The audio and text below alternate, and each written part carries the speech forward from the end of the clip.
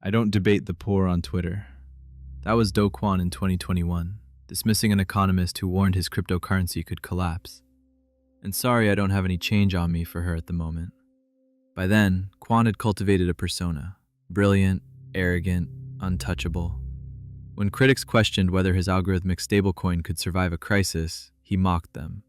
When a trader bet $1 million that his creation would fail, Kwon took the other side. When another raised the stakes to $10 million, he accepted that too. He called his followers LUNAtics. They called him a visionary. In April 2022, weeks before everything fell apart, Kwon and his wife welcomed a daughter. He named her Luna, after what he called his greatest invention. Then came May 9th, 2022. The charts were collapsing. TerraUSD, the stablecoin that was supposed to be worth exactly $1, had fallen to 69 cents. His cryptocurrency Luna was in freefall. Billions of dollars were evaporating in real time. Kwon opened Twitter. Deploying more capital, he wrote, "Steady lads." Within 72 hours, Luna would be worthless. $40 billion gone. An estimated 1 million victims worldwide.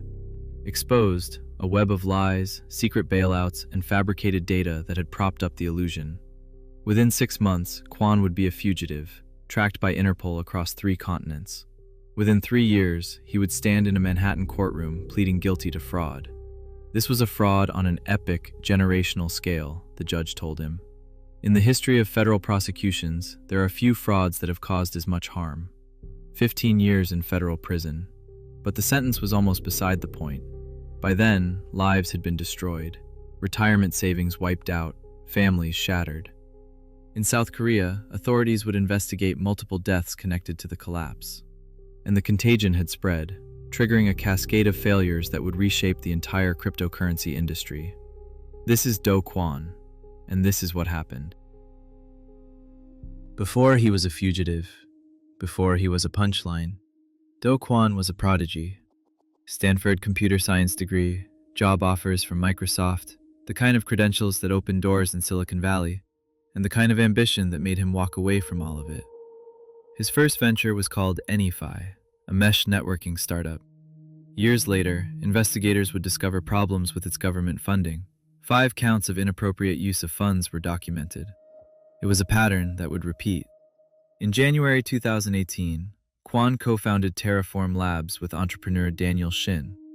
The premise was ambitious, a stablecoin that would maintain a steady value of $1, backed not by actual dollars but by an algorithm. He called it TerraUSD. What investors didn't know was that this wasn't Kwon's first attempt at an algorithmic stablecoin. In late 2020, while running Terraform Labs, Kwon had secretly co-founded another project called Basis Cash. He used a pseudonym, Rick Sanchez, borrowed from the animated TV show Rick and Morty. A former Terraform engineer would later tell journalists, "Basis Cash wasn't tested at the moment, and we weren't even sure it would work." He said that this was a pilot project. Basis Cash launched. It never worked. The stablecoin lost its peg almost immediately and never recovered. Today, one Basis Cash token trades for less than a penny. Do Kwon had already seen an algorithmic stablecoin fail. He knew the risks. He built Terra anyway. And he never told investors about Basis Cash. To understand what went wrong with Terra, you need to understand what an algorithmic stablecoin actually is, and why so many experts believed it was doomed from the start. Traditional stablecoins like Tether work on a simple principle. For every digital dollar in circulation, issuers claim reserves in traditional assets, cash, treasuries, and the like, typically reported through attestations. It's straightforward. Kwon's system required none of that. TerraUSD was backed by Luna, another cryptocurrency that Kwon had also created. If TerraUSD fell below $1, arbitrageurs could exchange it for newly minted Luna. If TerraUSD rose above $1, the reverse would happen. The algorithm, Kwon promised, would always find equilibrium. But critics identified a fatal flaw, a feedback loop. If TerraUSD started to fall, the algorithm would mint more Luna to compensate. But flooding the market with new Luna would drive down Luna's price, which would reduce confidence in TerraUSD, which would trigger more minting. This was called a death spiral, and once it started, nothing could stop it. Kwon knew this term well. He had used it himself. In June 2021, 11 months before Terra's collapse, another algorithmic stablecoin called Iron Finance suffered the exact same fate. Its governance token, Titan, went from $64 to $0 in a single day. Billionaire investor Mark Cuban lost money in the crash. Iron Finance called it the world's first large-scale crypto bank run. Do Kwon watched this happen. He commented on it publicly. He used the phrase death spiral to describe exactly how Iron Finance had failed. And yet, he continued to insist that Terra was different. When British economist Francis Coppola warned that algorithmic stablecoins' self-correction mechanisms would fail during panic, Kwon's response was posted publicly on Twitter. "I don't debate the poor on Twitter, and sorry I don't have any change on me for her at the moment." When crypto trader Sensei Algod called Terra a Ponzi scheme and bet $1 million that Luna would crash, Kwon took the other side.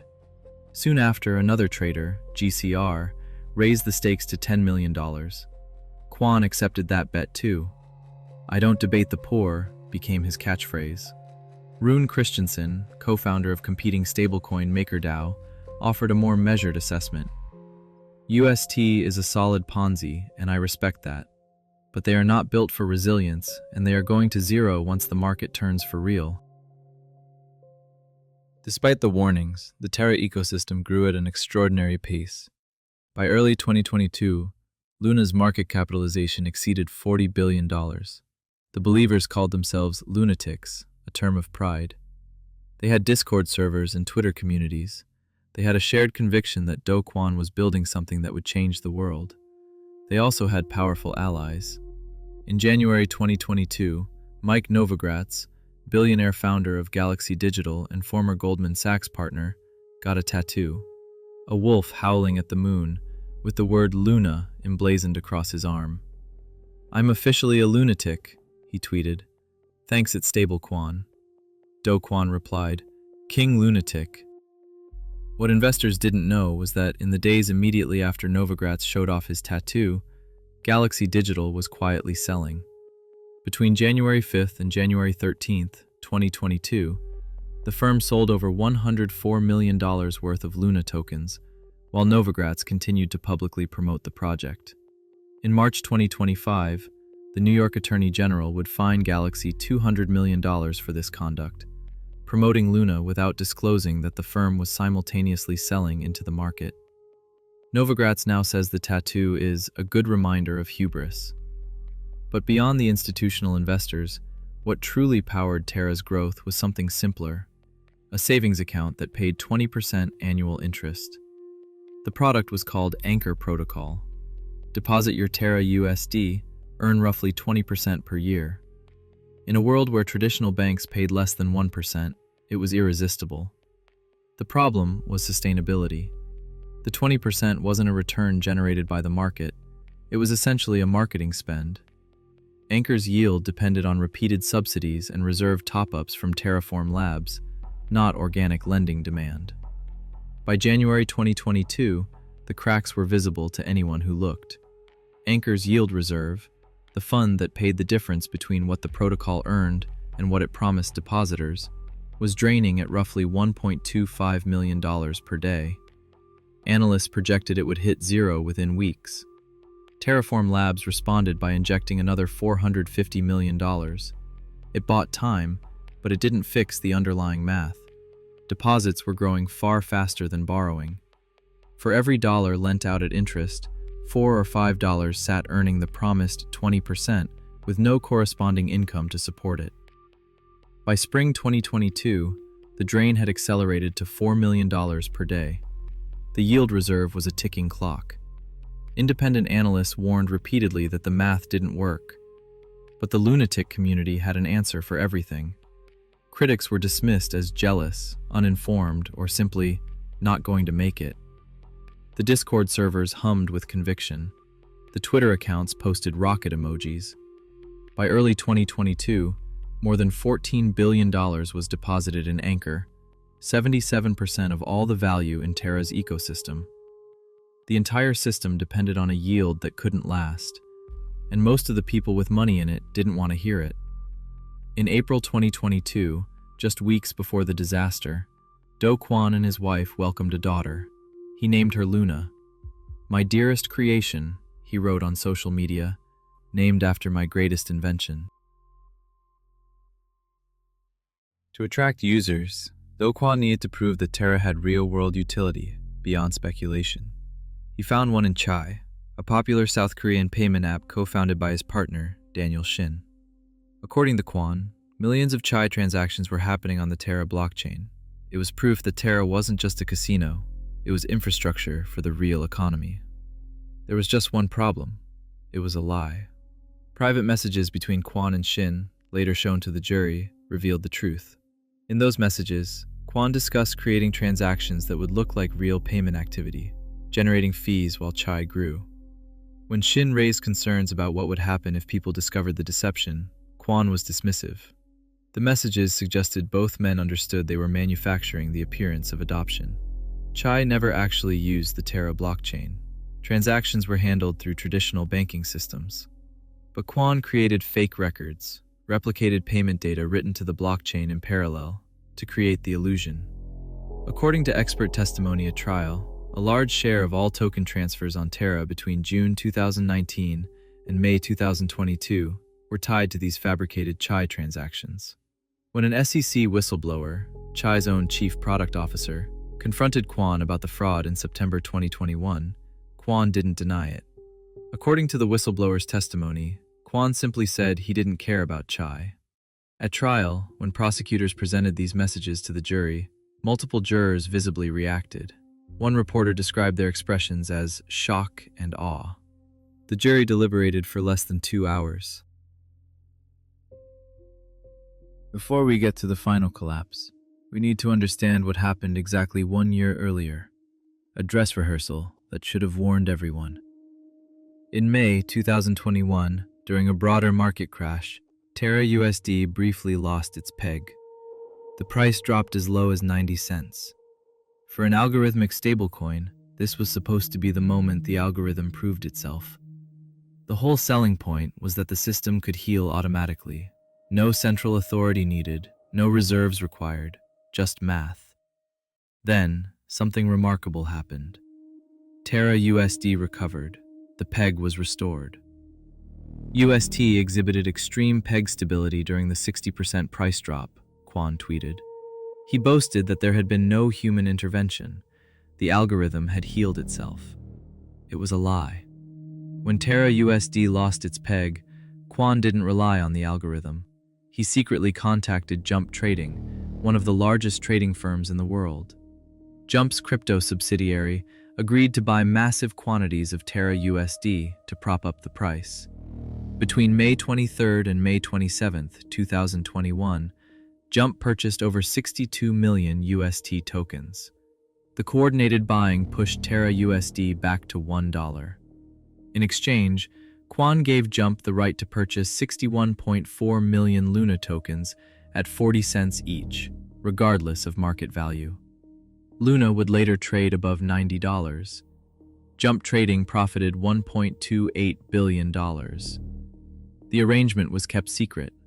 Kwon gave interviews claiming the algorithm had worked perfectly. Investors, believing the system had proven itself, poured in more money. The May 2021 recovery became a selling point, proof that Terra could survive market stress. But the proof was fake, and the next time the peg slipped, there would be no secret bailout waiting. In December 2024, Jump's affiliate Tai Mo Shan agreed to pay $123 million to settle with the SEC. When investigators had questioned Jump Crypto's 25-year-old president, Kanav Korea, he had reportedly invoked his Fifth Amendment right against self-incrimination.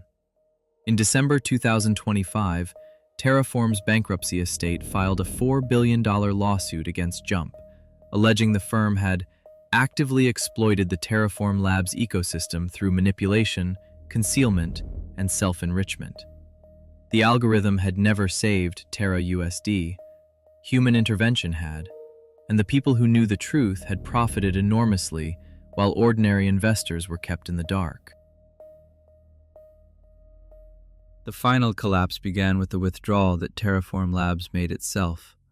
On May 7th, 2022, at 9:44 p.m., Terraform Labs removed $150 million in UST from Curve Finance's 3 pool, a major decentralized exchange for stablecoins.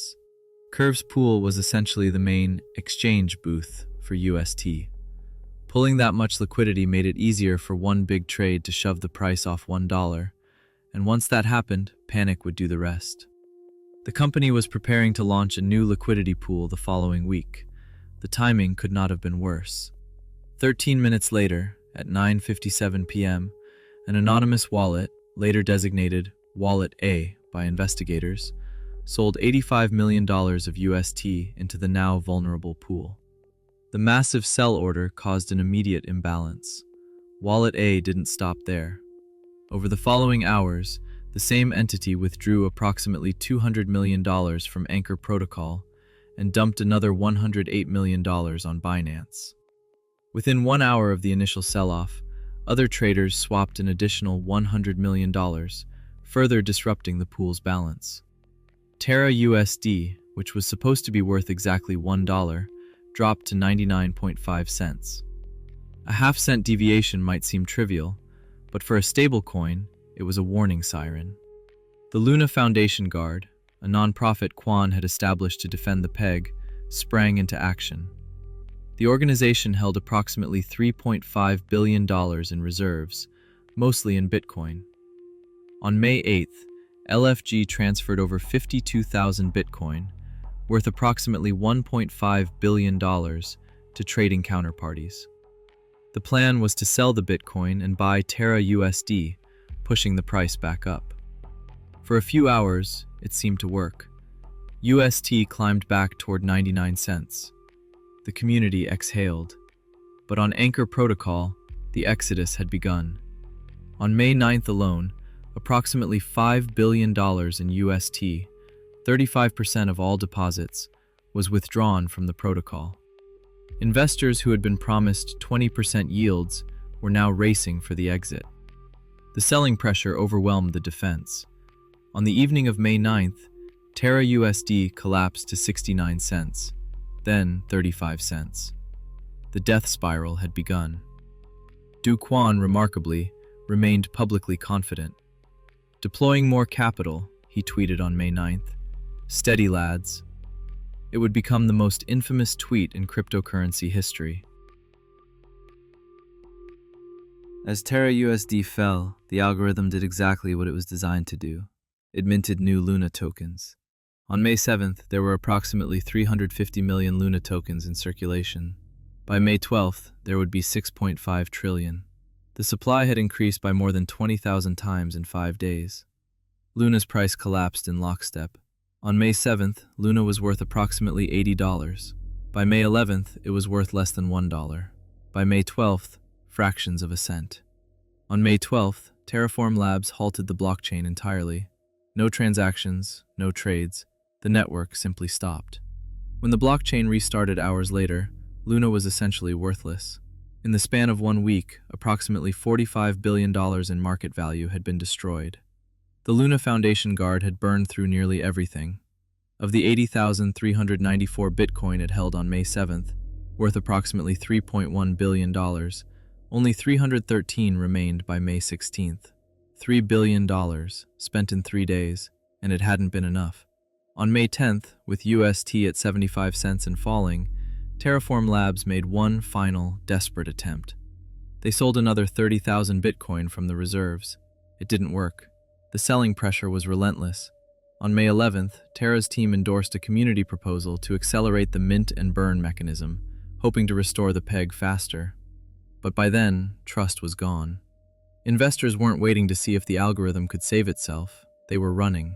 The lunatic community went into shock. Their Discord servers, once filled with memes and moon emojis, became forums for grief and rage. Some blamed the attackers, some blamed Kwon, some blamed themselves. In South Korea, where an estimated 280,000 people held Luna or UST, the devastation was particularly acute. One investor posted online, "I lost my house deposit and 3 years of savings. I want to die." the message boards filled with similar desperation. Content note: the following section discusses financial devastation and its psychological toll, including references to self-harm. In the weeks and months that followed, the human cost became tragically clear. Reports emerged from Taiwan, South Korea, India, and elsewhere of investors who had taken their own lives after losing everything. In South Korea, authorities would eventually confirm multiple deaths connected to the collapse. A family of 3, parents and their young daughter, were found dead weeks after the crash. The true number of lives lost will never be known, but victim letters submitted to the court made clear that many survivors had contemplated the same fate.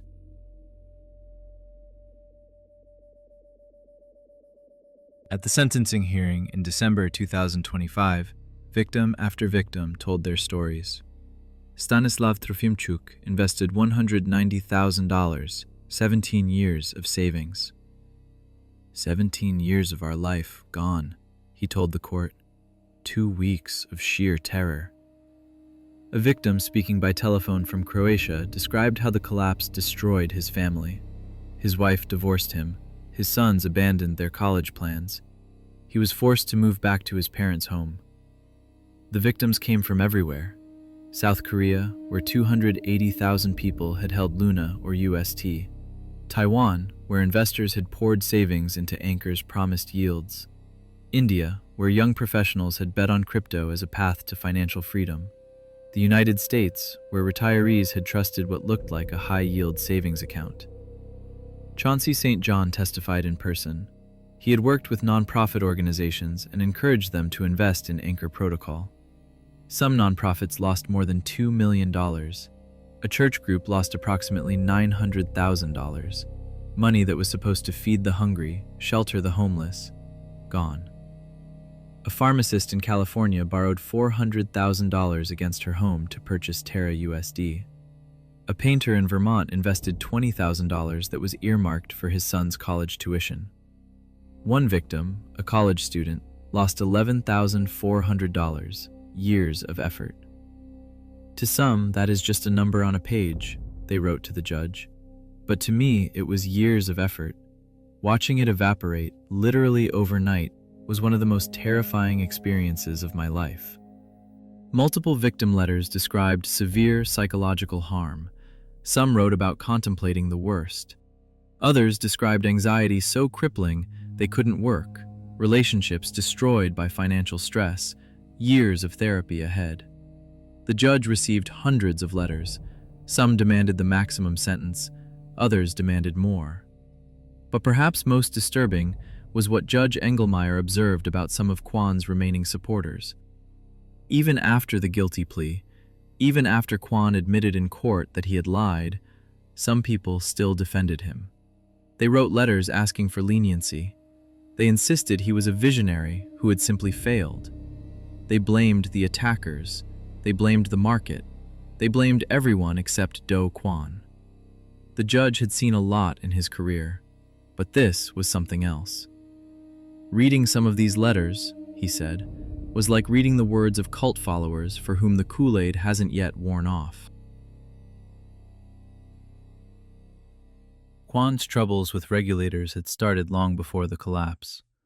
In September 2021, the SEC issued a subpoena related to Terraform's Mirror protocol, a platform for trading synthetic stocks.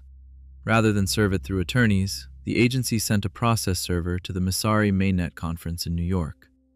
As Kwon exited an escalator, heading to give a presentation, a stranger handed him a packet of papers. Kwon initially denied the incident.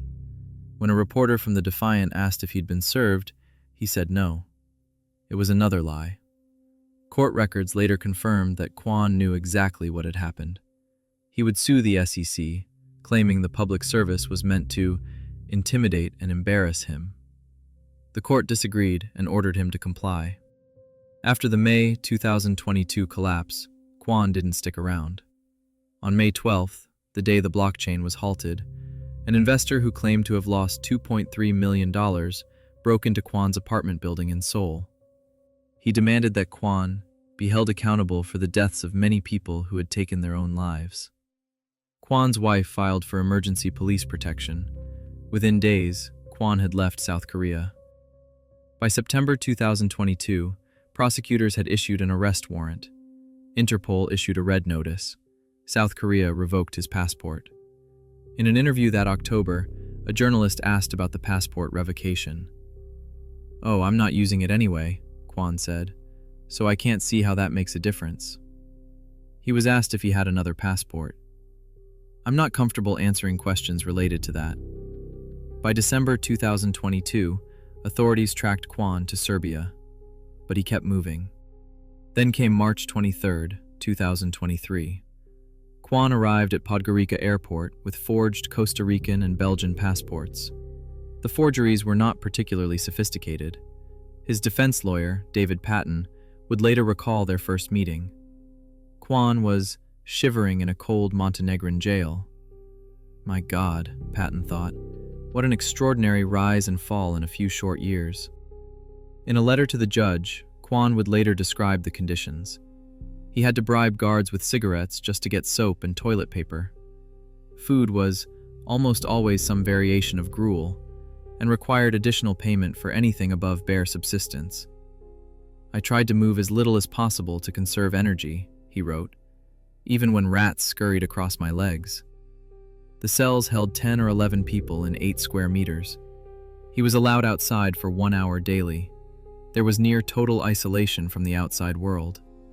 European officials described the facility as cramped and poorly ventilated. Kwon spent nearly 2 years in that prison while the US and South Korea fought over extradition. Both countries wanted him. Montenegro's courts had to decide which would get him first. Finally, on New Year's Eve 2024, Do Kwon boarded a plane to New York.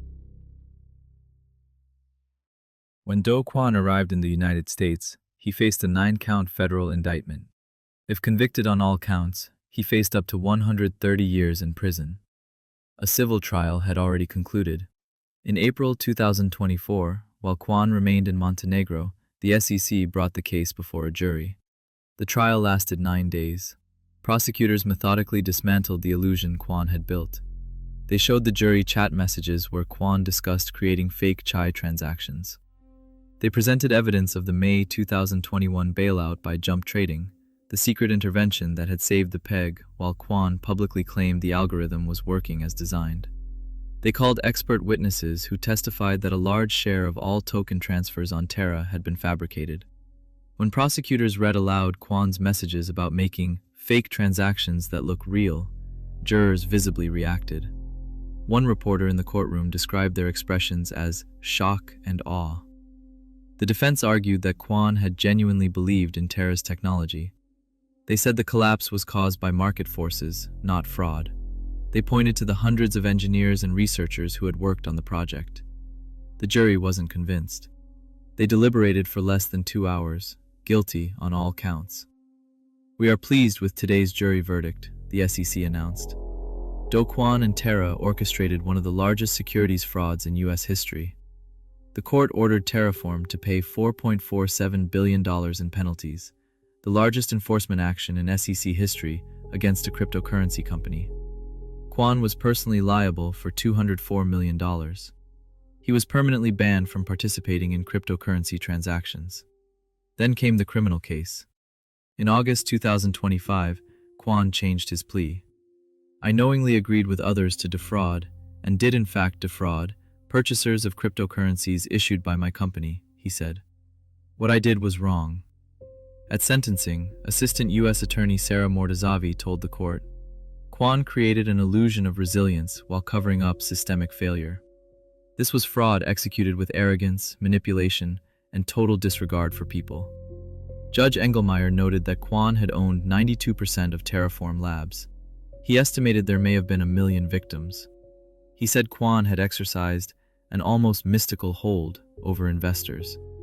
The government had asked for 12 years. The judge called that unreasonably lenient. Kwon's lawyers had asked for 5, citing the harsh conditions he might face if later extradited to South Korea, where the sentence could exceed 40 years. The judge was unmoved. It's their business how they sentence him. 15 years. The collapse of Terra Luna didn't happen in isolation.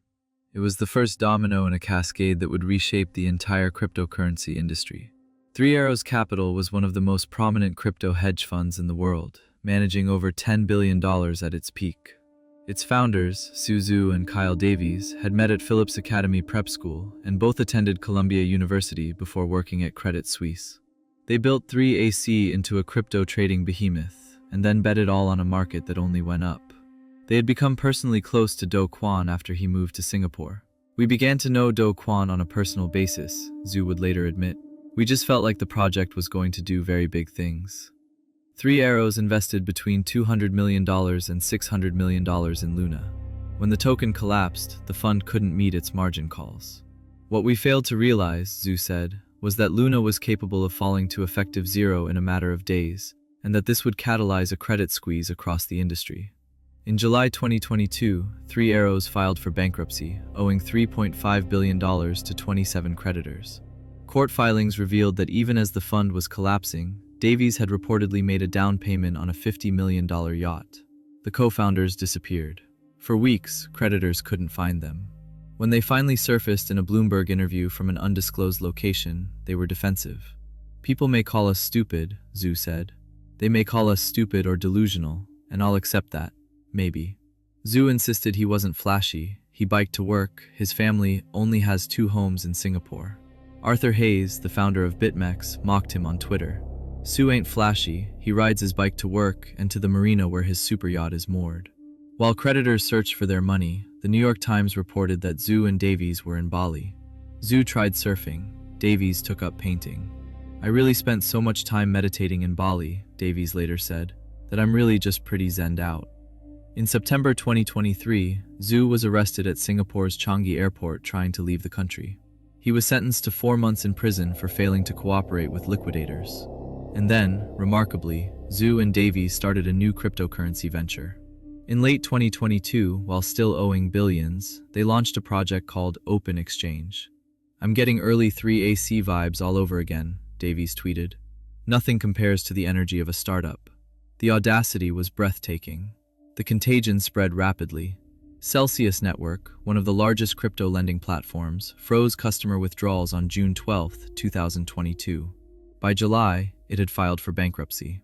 Voyager Digital, which had lent $670 million to Three Arrows, collapsed the same month. BlockFi faced its own liquidity crisis. It was rescued, temporarily, by a deal with FTX, Sam Bankman-Fried's cryptocurrency exchange. But FTX itself was built on fraud. When that exchange collapsed in November 2022, BlockFi went down with it. Federal prosecutors drew a direct line from Terra to FTX. The crypto winter of 2022 had many causes, but Terra Luna was the spark that lit the fire. By the end of 2022, Bitcoin had fallen from its high of $69,000 to below $16,000. Hundreds of billions of dollars in value had been erased. Kevin Peng, an analyst at the Block Research, summarized it simply. "The fall of Terra caused the fall of the cryptocurrency industry, one domino after another. It will never be the same." In the aftermath of the collapse, Do Kwon tried to rebuild.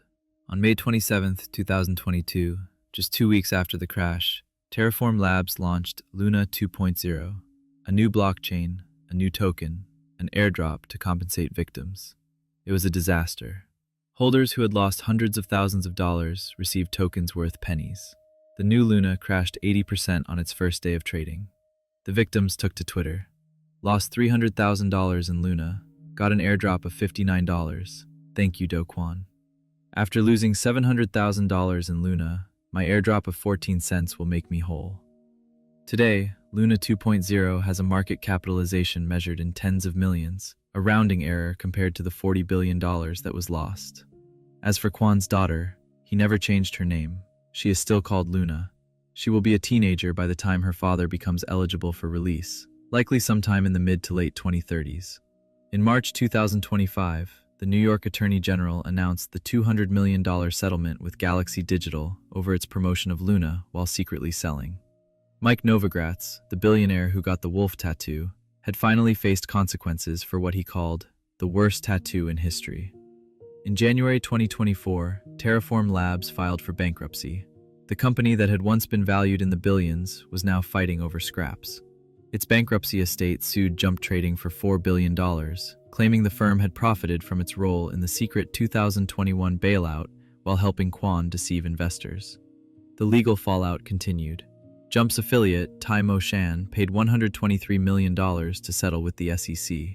In October 2025, the bankruptcy estates of Three Arrows Capital and Terraform Labs reached a $1.3 billion settlement, creditors from one fraud settling with creditors from another. In South Korea, prosecutors are waiting. Daniel Shin, Kwon's co-founder, faces his own trial on charges of fraud and embezzlement. 15 former Terraform employees have been barred from leaving the country, and Kwon himself may face decades more in Korean prison after completing his US sentence. The Terra Luna collapse stands as one of the largest financial frauds in history. It destroyed billions of dollars. It ended lives. It triggered a cascade of failures that reshaped an entire industry. And it all happened because people believed in an algorithm that didn't work, and a man who told them it did. Perhaps the most damning detail is also the simplest. 11 months before Terra collapsed, Do Kwon watched Iron Finance suffer the exact same fate. He used the term death spiral to describe what happened. He understood the mechanism perfectly, and when critics warned that Terra could suffer the same fate, he mocked them as poor. Francis Coppola, the economist he dismissed, had predicted exactly what would happen. Rune Christensen had called it a solid Ponzi. Sensei Algod had bet $1 million it would fail. They were all right. But by the time the world realized it, the money was gone. Do Kwon once said he didn't debate the poor. In the end, he made a lot of people poor. And the only debate left was how long he'd spend in prison.